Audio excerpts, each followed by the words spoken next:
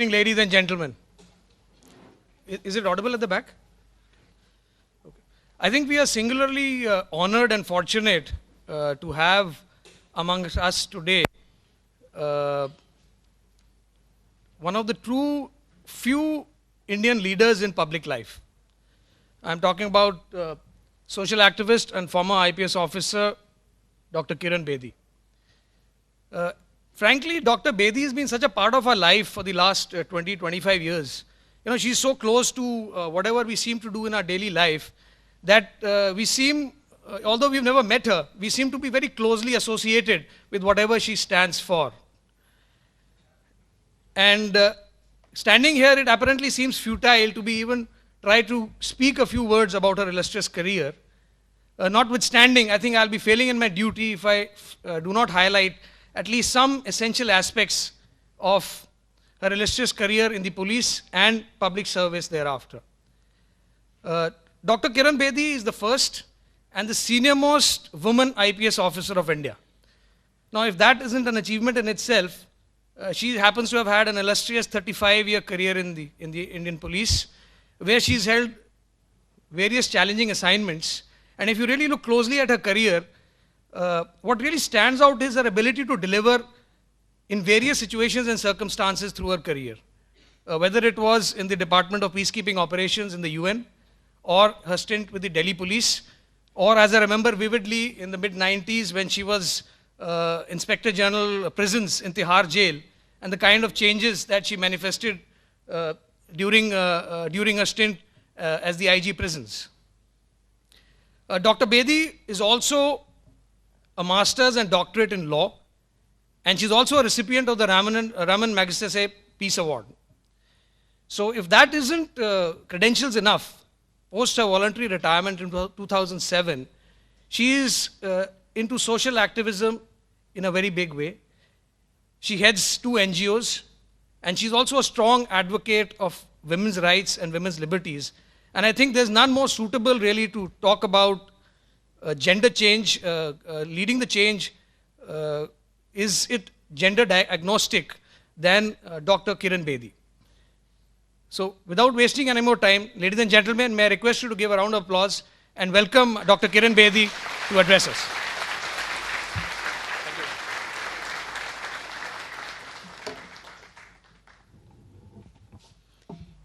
It's an equal honor to be with you today. It's always stimulating, contributing to connect with groups like you. And therefore, it's always a privilege to be invited to institutions like yours. And therefore, there is always a day for you. So therefore, I want to thank the IIM for inviting me and considering that I could come and make a contribution to your thinking. You've been lucky. I got clear 4 hours today, undisturbed, without any distraction of the social network, both on the flight and before, and which is why I could collect my thoughts very well for you. And I'm exceedingly excited in what I'm going to share with you, because I've been able to put things together on the subject which you've given me. To my mind, this country is still running on one wheel. As an opening statement, it's still running on one wheel. The outstanding women who are doing brilliantly well, it's not a pessimistic statement, but it's a realistic statement. There are women across the board at all levels of society today, all levels of society. I work as an NGO, as I was introduced, thank you. I work with the villages, I work with the slums, I work with all levels of society, but I still feel we are running on one wheel. The day this country starts truly running on both the wheels, India would be a demographic dividend. We're looking at a demographic dividend of youth, which we've yet to vocationalize and empower. Look at the half of the population, which is women. They've yet to come together on both the wheels. I've seen this happening in my life. I see this still happening. I think I'll just go down seeing it still. It will take at least 2 more generations, if not more, 2 more generations before truly a 1.5 wheel comes across, if not both the wheels. So we are still, imagine, we've done so well economically so far amongst the developing countries, and even to be emerging in emerging as the great economic power of this world. And yet, we have still to tap 500 of our entrepreneurship coming through women. Why are certain states doing exceedingly well economically? Also because of women entrepreneurship. You just have to go to Northeast, go to Gujarat. There, every woman is an enterprise. She isn't getting into small business and trying to make a contribution. She's generating wealth, she's employing people. So why is it still in India on one wheel? And this is where I group my thoughts with you. And this, I'm going to move very rapidly as points rather than as descriptions, because you're all very bright generation, brighter than me. But so therefore, be with me in the speed with which I'm going to narrate to you points, because I'm going to tell you about the perceived differences about in gender. I've grouped my thoughts accordingly. Perceived differences, men and women challenges, leadership approach of men and women at work. Then I'm going to share you with some research on the subject. Then I'm going to share with you a short impact which it's had on women. Then what is leadership then for men and women, and then a roundup. So this is how I've grouped my thoughts for you. And if you see, these are all notes which were pulled out of my diary for you today. Now let's look at the perceived differences at the moment right now, which are real. We don't have to be negative about it. We are doing a reality check. Because the positive or the negative, there is a negative and there's a positive. Every negative has a positive, and that's the takeaway from here. Look at the difference between men and women when it comes to beginning differences. Boys straightaway inherit parents' wealth in India. Women don't. Women don't. They acquire wealth. They don't inherit. I've never seen a board anywhere outside saying Gopal. It always says Gopal's sons or so-and-so Jain and sons. Have you ever heard of saying Gopal and daughters? Have you ever heard Jain and daughters? I've not seen one board. I am waiting to see that happen one day.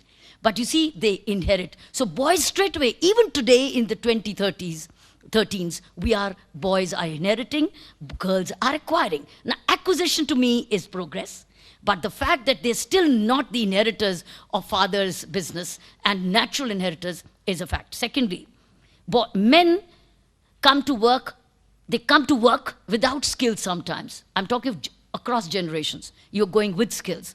I'm talking of the large population, boys which go to work without skills, but acquire skills over a period. Girls go to work, women go to work with skills. They don't go to without. They learn, they get to work later, to my mind. They first acquire skills if you're going to make it big. Otherwise, they don't have a place. But boy has a place anywhere, even without skills.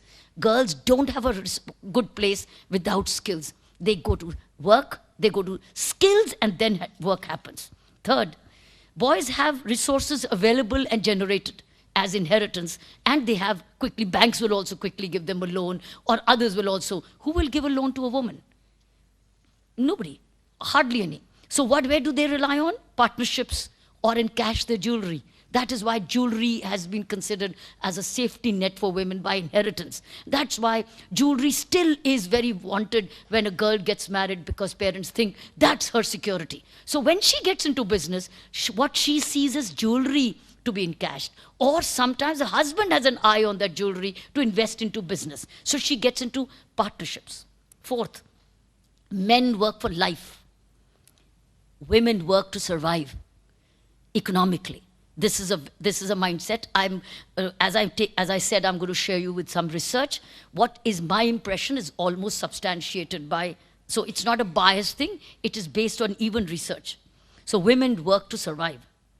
So many of you are going to be working also to survive in many ways. Fifth, men have all-round skills. Because they're all-rounder. When they develop, when they grow up, they go all-rounded because they're walking the streets much more. They're cycling, they're driving, they're traveling. They're all-rounder. But women are more homebound, narrow-bound. There are more frogs in the pond so far. So they have only specific skills. They're not all-rounders.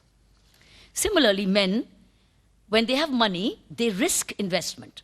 Women save, buy gold, and they save, and they're safer in investment. These are very interesting gender differences. Boys, growth, time and everywhere is unlimited. Time and energy is unlimited. Their focus is because there is a backup support for them. Women's growth is slow. Women's time is limited because it's divided, it's budgeted. So these are, first of all, perceived differences. These are my opinions. You have a right to differ. But this is an analysis of ground of a reality check. Now, let's look at challenges which men and women face. Number one, the challenges men faces, it's all work and work. How much work they can put in, that extra labor, that's work plus work. Women's challenge is work plus home. You never have a challenge for men as home so far, but women is home is a very big challenge, always. For the man, there is somebody at home when he goes back. There is a mother. There is usually a mother or a wife. But when a woman goes home, either there's nobody or there's everybody. There's a mother-in-law, there's a father-in-law, there are even extended families, there are children who need to be looked after, and there's a husband who waits for her. So she has so many. Now, whether that so many is a strength or a drain, I think that varies from family to family. Third, the man loves being outside and also comes home. But the woman, she works but loves to go home. That's her nature. That's her second nature. So what a very vital difference between the two. And that is a difference which is not likely to go for various biological reasons. Fourth, man faces disruption of a different kind and responds differently, whereas the woman faces disruption and interruption. When is she facing disruption? When she gets married. She loses a home, which is a growth home. She loses sometimes her own identity. It's now the educated women are retaining their surnames, but they lose. It's disruption, it's interruption. And when she speaks sometimes in the offices, she's the most interrupted person. So she's interrupted and she's disrupted. Boys also get disrupted, but for various work reasons, no other reason. So he handles disruption differently, where a woman's disruption is traumatic sometimes, and also interruption emotionally. Man takes short breaks. Women take long breaks. Why do they take long breaks? Because of motherhood or parental needs, in-laws needs. They're long breaks.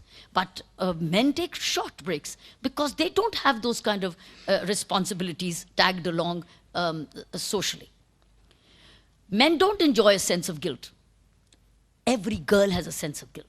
Who goes to work and leaves parents home, or ailing parents or in-laws at home, they suffer from a sense of guilt. Why I'm asking is, I'm asked this question, didn't you feel guilty when you were in the police and you had a small child? Everybody everywhere asks me this question.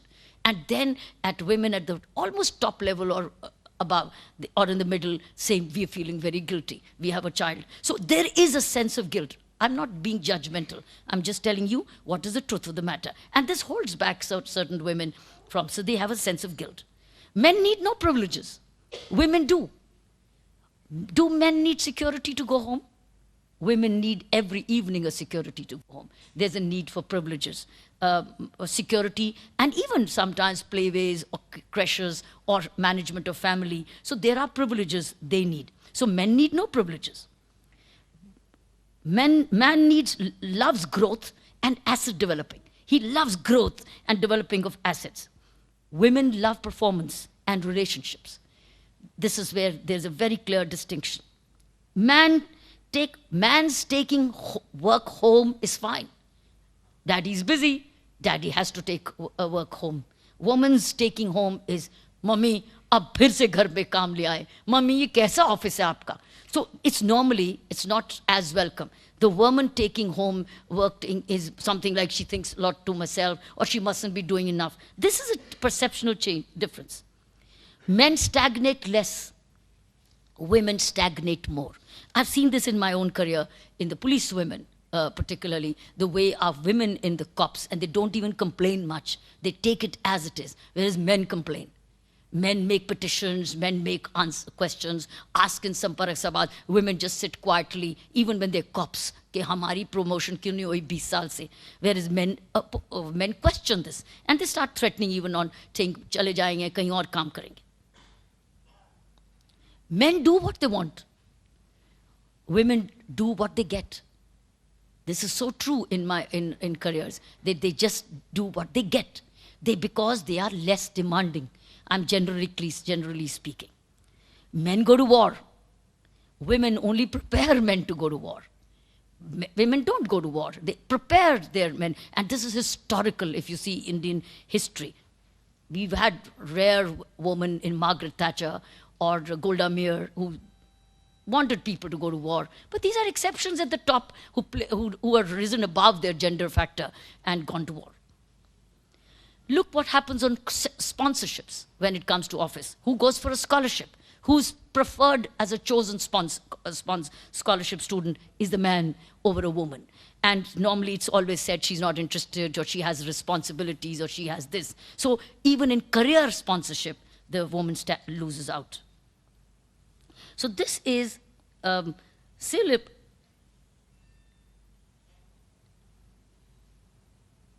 All right, so this is what I thought would be shown you, the challenges which men and women, there's a difference in their challenges. Challenges both have, but that's a difference. Now let's look at how they approach.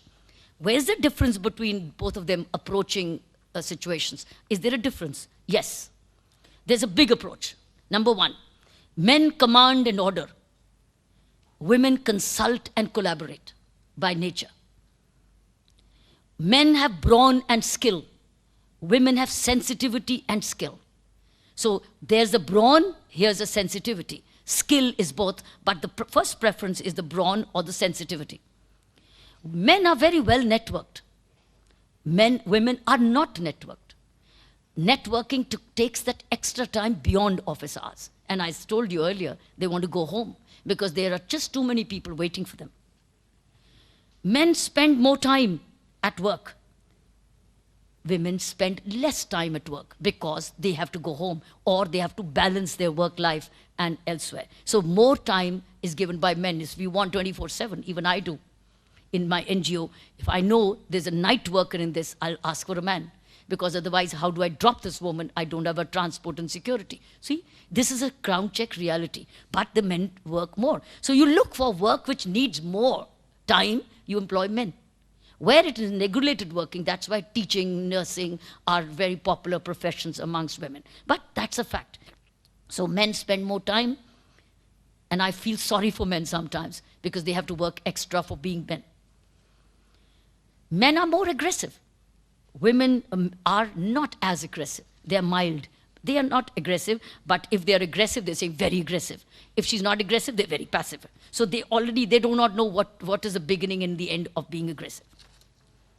Men are by nature combative and competitive. Women are more team players and they do a shared and conciliatory approach. That's their approach. Something like the soft skills which men are being trained to learn, but when women have it very naturally. Men think that they are smarter than the women. Women think they need to do better without competing. I've not seen I'm smarter than this man.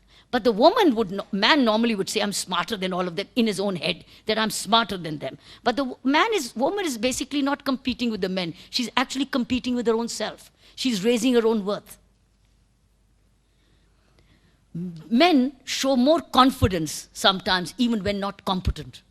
So show off confidence, show off that they can do it. Maybe the competence is not as much. Women hide competence sometimes and are also less confident. So here are positives where if you want to make it do, that build up, you are competent. You must know how to express it confidently and see and say when it's time to say. These are very important factors. So men overdo confidence even when they're less. Look at the kind of CVs they will write. and then they get punctured when they're doing interviews, because the real interview board will know how to sift the chaff from the wheat. Men have learned to compete when they were small. Women do no sports, so they don't learn to compete. That's where they lose out on. The latest research is showing that now mothers are sending girls to their daughters to sports, because sports is teaching competitiveness very early, teaching them how to lose and win early so that they can compete later on. In fact, that's one of the Harvard Business Review's latest, is how this is called competitive capital being formed. So the competitive capital is coming from competitiveness of girls going to sports and competing early on, so that they can grow up to being competitive even when to make it to the top positions. So they are now creating a competitive capital. I don't see this happening even now in this country, even today. That's why I've said 2 generations more. Men are more arrogant. Obviously, all this takes you to arrogance. Women are hesitant and rather sometimes needlessly more humble. Men are more visible. Women are less visible. They choose sometimes less visibility and choose a backdoor position, or piche baith jao, let them be seen. But the man takes the front position. Even when you see some certain press conferences and they're men and women, I find them angling their way through to make it to the first position, higher position, so that they can be more visible. Now let's see what research is establishing. Here is the research. This is also based on Harvard Business Review's latest, absolutely the latest, probably 4 days ago. A quantitative review of gender differences in personality, differences working. They looked at 23,000 participants in 26 cultures. This indicated, so 23,000 participants and 26 cultures were looked at for gender differences. And what did the result? Indicated that women are more sensitive, considerate, and humble than men.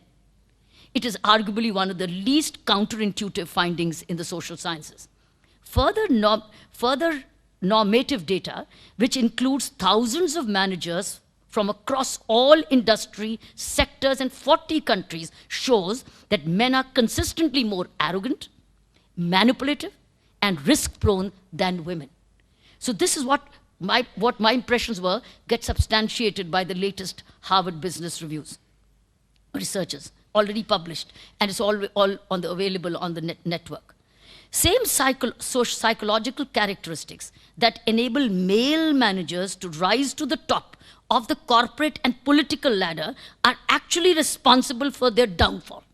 Same characteristics which are taking them right to the top are also responsible for their downfall. In other words, what it takes to get the job is not just different from, but also the reverse of what it takes to do the job well. As a result, too many incompetent people are promoted to management jobs and promoted over competent people.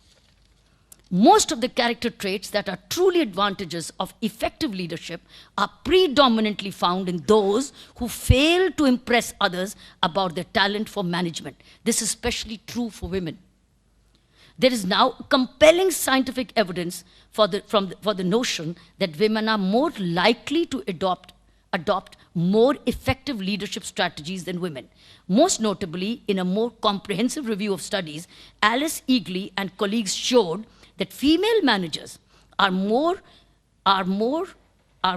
none believed to, my writing is so bad for myself, that female managers are likely to elicit respect and pride for their followers, communicate their vision more effectively, empower and mentor subordinates, and approach problem solving in a more flexible and creative way. All characteristics of transformational leadership. And the characteristics I told you about the men are all transactional leadership. They're always in business, even in government, even in politics. It's all transaction. As well as fairly reward the direct reports. In contrast, male managers are statistically less likely to bond or connect with their subordinates, and they are relatively more inept at rewarding them for their actual performance. Women, to make it to the top, need the critical experience of skills required to take the next step, such as an international assignment, international, which is high-risk project, more proactive career management, and clear manager guidance. It helps them to identify and use the right tools to make breakthrough.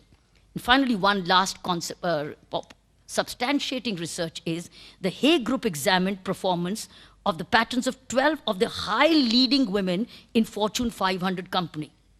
Like men, they had a strong orientation towards achievement. Plus, more than men were oriented to lifelong focus on learning. These are the two positives. Positives were men and women both are focused on lifelong learning and a strong sense of achievement without being Machiavellian, or without being too arrogant. As far as the research is concerned, it's here. When women lose out, let's look at the impact on women.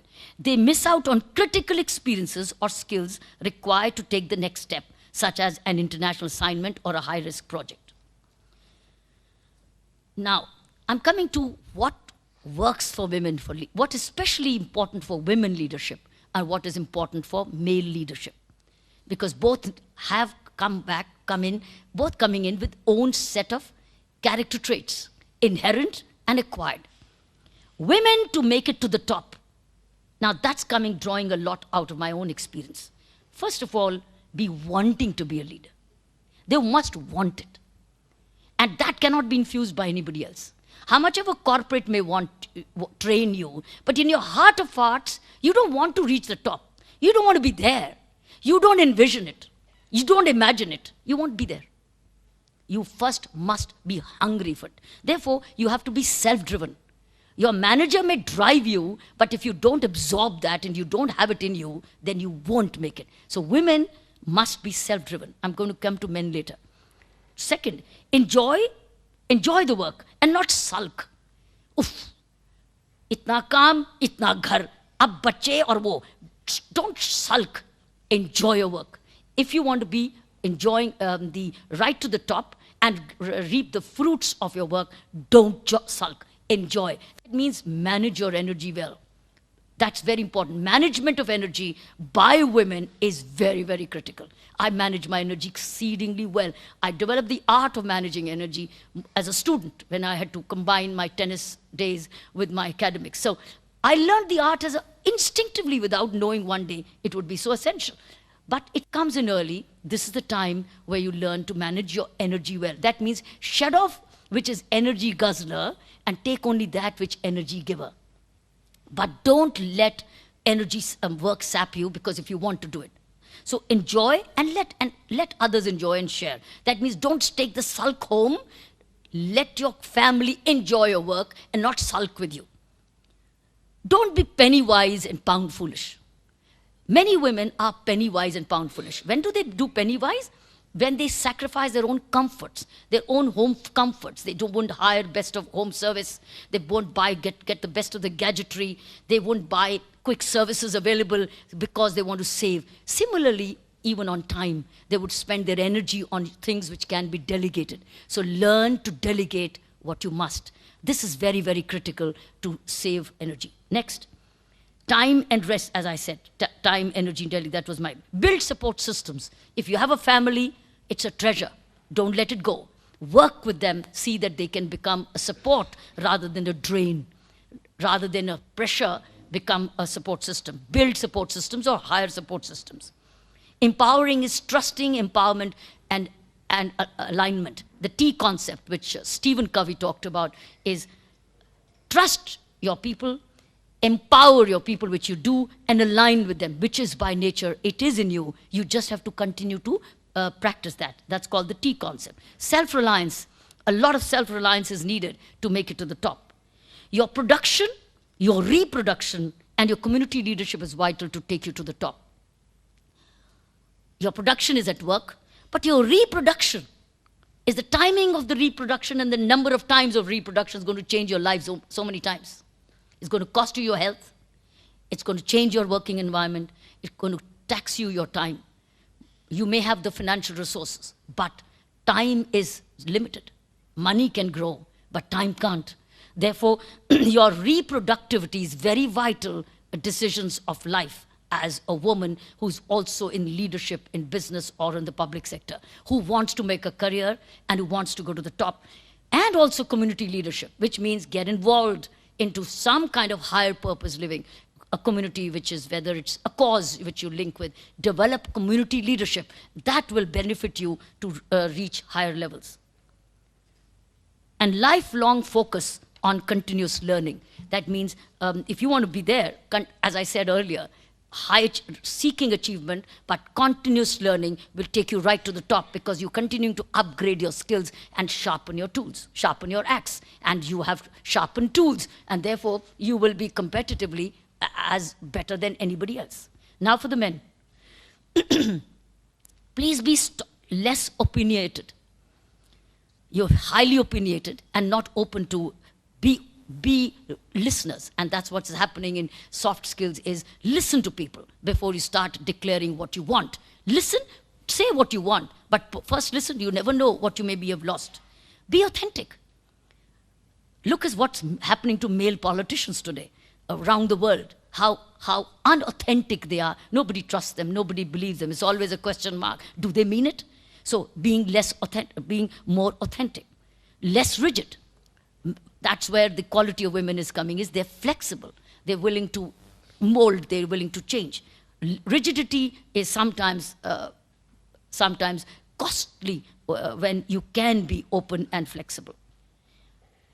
Value competence, which means that if you have competence around in diversity, value that. If you are looking for a vision for your foundation, but it is gender issue, value competence and not confidence. And not just show, but value competence, whether it's a man or a woman. Value always competence. Be more inclusive, which is mean rising above biases.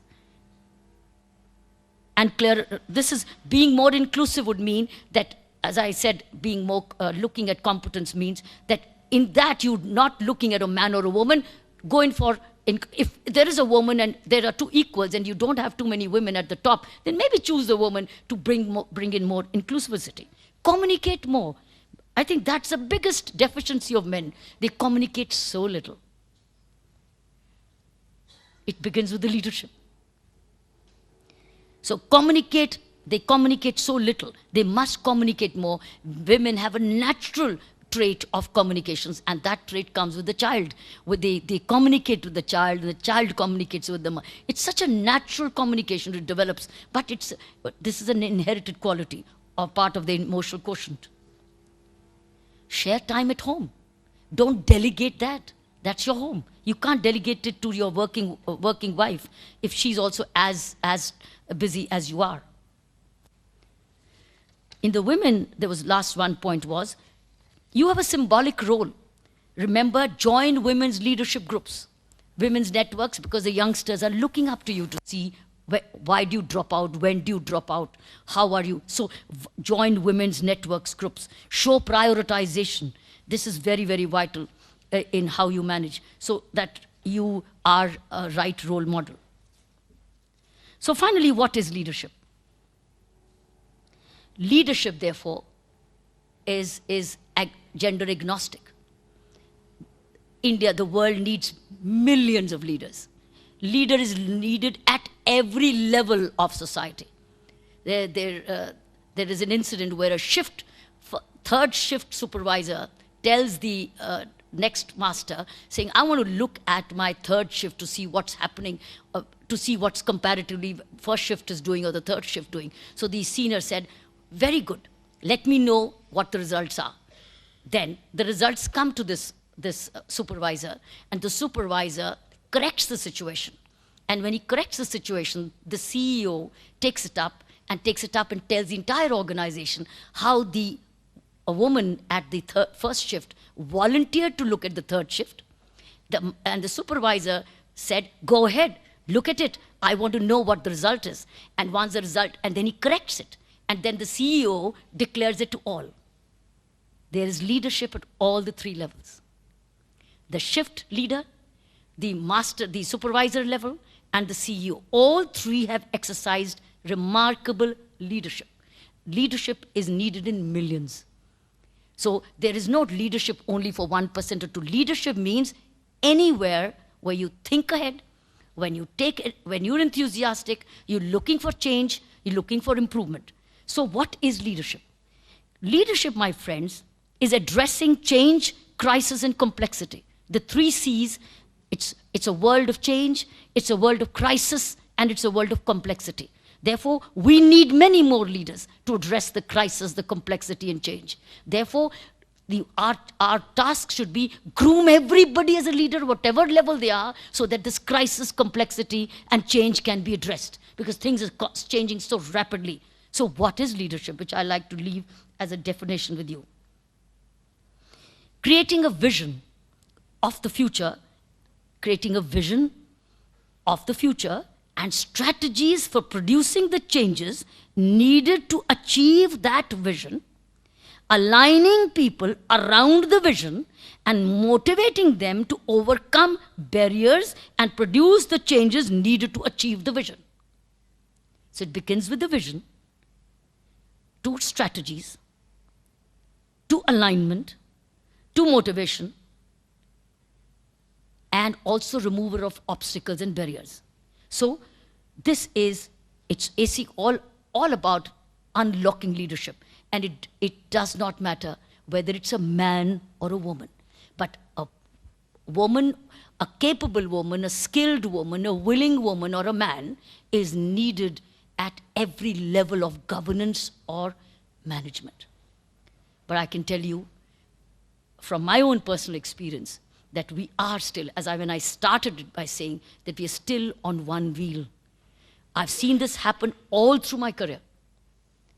What happened with me as a woman is that almost at every stage, an effort was made to put me on one side, to overstep, to overlook, and which is why I got assignments which were not considered the top of the ladder.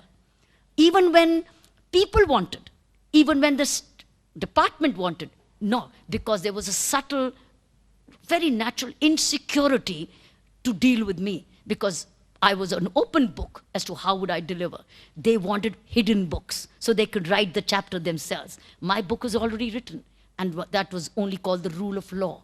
That's it. There was no other word in my book of policing. Whereas they were looking, they means those times, those people who were at the helm, and they were only men, who were looking for where they could write that page saying, it's not rule of law, it's differentiation of law.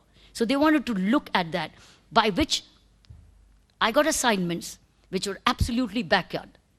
But in the backyard, moment I was left alone, I re-emerged every time out of sheer determination. Why? Because my learning remained. I continued to upscale. I beat all these things which I shared with you, by which I could emerge and actually evolve as a woman who was determined to reach that top, reach that far. So remember, in your career, you will have a direct discrimination and you will have a secondary determination. There'll be many subtle messages. You got to look at these signs. While men should avoid that and this shouldn't happen, they should actually not do this. But where you, as women, get to see this, once you see these, you got to then revive yourself and take this up as a challenge and prove yourself worthy. Interestingly, my academic growth as a woman came, when I said constant learning, came every time I was in a backyard posting. And I could get the time after 6 hours or 8 hours of work, because backyard postings were regulated working hours. I added law degree to it, or I added a PhD to it, or I wrote a book with it, or I went for a postdoctoral fellowship with it. I kept upskilling with the time I got. It's like an opportunity. So had I not done that, I think I would have done, I would have failed history. It was failing history as a first woman of the Indian Police Service. If I'd not done that, friends, I would have failed my own history. So I'm just trying to give you an example more all at the end of the session, rather than the beginning, because now that I've shown you these things. Now, this is not going. This discrimination is not going to go yet, but it can go once we are aware of it. And leaders like you, men and women are like you, you've got to do it differently because you're being educated, you're being trained, you're being made aware, and you have been groomed to be leaders. You've got to see that it doesn't happen to you, and you do not do it to others, because India needs millions of leaders. India needs innovation. India needs change. India is going through very complex situations. The corporate world is going to be playing a very major role in the coming years, where we become a demographic dividend or a demographic bomb. How do we skill? How do we generate? How do we shift? How do we engineer the government? How do we deal with this politics of the government? I think it's exceedingly, it's a question of the future of this country. I thought this, if with this definition of leadership, with vision, strategies, aligning people, and barriers to be overcome, motivation to achieve the vision, I urge you, have a national vision. Each one of you have a national vision, have a personal vision, and see whether your personal vision with the national vision, is it aligned? Because that is where that alignment will handle the crisis and the complexity and the change. Thank you very much.